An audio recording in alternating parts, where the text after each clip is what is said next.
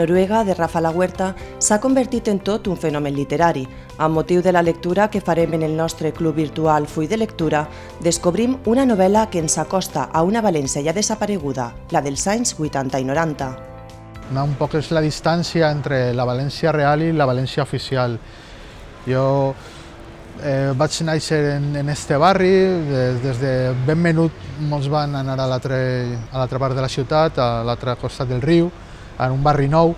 D'alguna forma vaig ser-ne conscient del desarrelament que allò va suposar en la família i un poc també vaig començar a veure que la ciutat havia patit un fenomen de desarrelament molt important.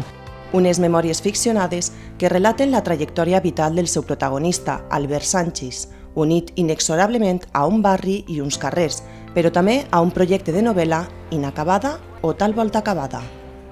Jo crec que és un home lúcid i pot ser tant de la seva lucidesa que alhora aquesta lucidesa és la que li fa no ser capaç d'escriure una novel·la convencional, perquè no acaba de creure el gènere, no acaba de creure potser la manera d'articular una ficció i aleshores el que fa és veure com passa la vida, com passa el temps, va prenent notes però no acaba mai de quallar, probablement perquè ell tampoc acaba mai de quallar.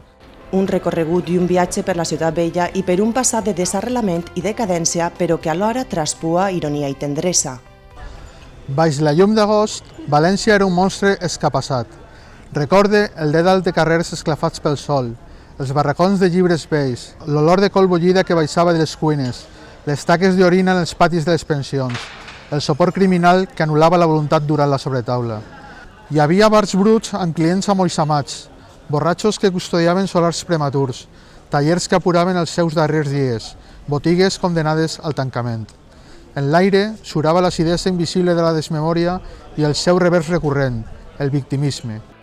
Editada per Drassana i Premi Lletra Ferit, obrim les pàgines de Noruega per a descobrir la gran novel·la de la València oblidada.